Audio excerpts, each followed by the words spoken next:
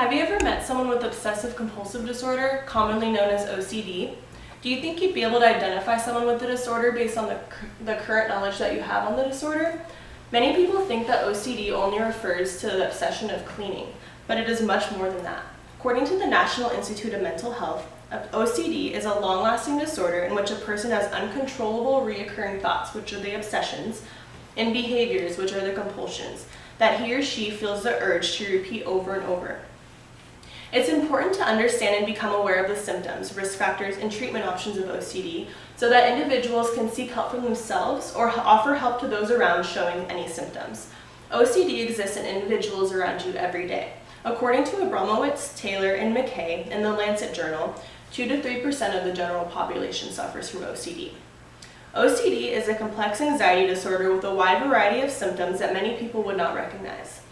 Many people do not seek or offer help to those around you with OCD because they're unaware of the signs and symptoms. I have done a lot of research on this topic and I'm majoring in psychology, so I'd like to share a little bit about what I've learned about OCD to help you better understand the disorder.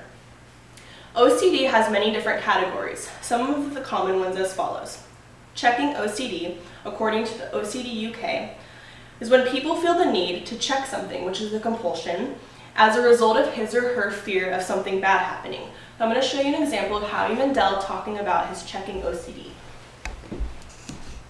What kind of a ritual do you have? If I don't think I've locked the door, right? If I don't think I've locked, and this has happened many times, I don't lock the door, so I'll go back and check my doorknob, like you would. That sounds normal. And then I go and I check it again, and like maybe you would, you might go back twice, and then I'll go again, and then I'll go again. And then I know that this is crazy, you know, intellectually this makes no sense, and I'll go again, and I'll go again. And I have been at a door for hours and I can't break it. What's terrifying is that it makes no sense. Alright, so that's just one example of checking OCD. Some other examples could be checking candles, obsessively checking lights in the house, etc.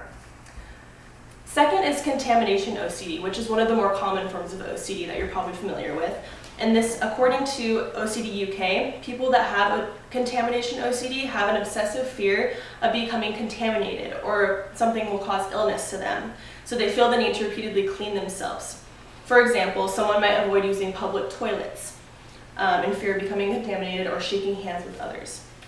Third is hoarding OCD, which according to the 2014 article published in the Comprehensive Psychiatry Journal, hoarding is the accumulation of and failure to discard a large number of possessions to the extent that one's living spaces are significantly cluttered. So individuals might keep trash or other useless items regardless of their value. According to OCD UK, there are thought to be 3 different categories of hoarding. One is prevention of harm hoarding, where there's a fear that harm will occur if these items are discarded. Deprivation hoarding, where the person feels they may need these items at a later time due to deprivation of these items previously. And third, emotional hoarding, where a person thinks they have emotional significance. Fourth and finally, there's intrusive thoughts OCD, which according to OCD UK, people with intrusive thoughts OCD suffer with obsessive and repetitive thoughts that are often disturbing and offensive. So, for example, someone might have repetitive thoughts about harming a loved one or fear that they have harmed a loved one in the past, even if they have no intention of doing so at all, and even if they never have. Now that we have looked at some of the main types of OCD and their symptoms, I will discuss some of the risk factors of OCD. So, the exact causes of OCD are unknown, but there are a couple of factors that are thought to play a role. So, first is genetics, and according to the National Institute of Mental Health, people with parents or siblings with OCD are at higher risk for developing OCD, especially if these family members develop their OCD at a younger age. Next, there's brain structure and functioning.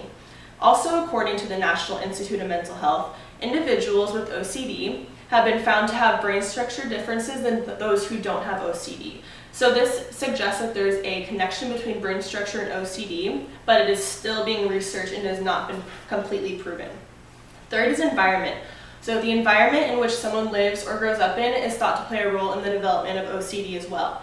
So according to the National Institute of Mental Health, individuals who have experienced childhood trauma such as sexual or physical abuse are at higher risk for developing OCD. Now that I've gone over some of the risk factors of OCD, I will now discuss some of the treatment options of OCD. So treatment options for OCD can come in a couple different forms. First is medication. Antidepressants are commonly prescribed to individuals with OCD, and although these are very beneficial to a lot of patients, they are not always effective. So there's also therapy. Cognitive behavioral therapy is a form of psychotherapy that can be just as beneficial as medication. According to the Mayo Clinic, exposure and response prevention is a type of cognitive behavioral therapy in which one is exposed to their feared obsession or objects such as a public toilet. And this therapy helps them cope with and manage their obsessions and compulsions. So today I first talked about some of the common symptoms and the forms of OCD. Second, I explained the risk factors of OCD. And finally, I discussed the treatment options of OCD. OCD is a complex anxiety disorder with a wide variety of symptoms that many people would not recognize. Many people do not seek or offer help to those with OCD because they're unaware of the symptoms. Now that I've discussed some of the common symptoms of OCD, do you think you would be able to identify a family member or friend that has OCD? OCD is no joke, so understanding the disorder may benefit you or someone else in great need of treatment.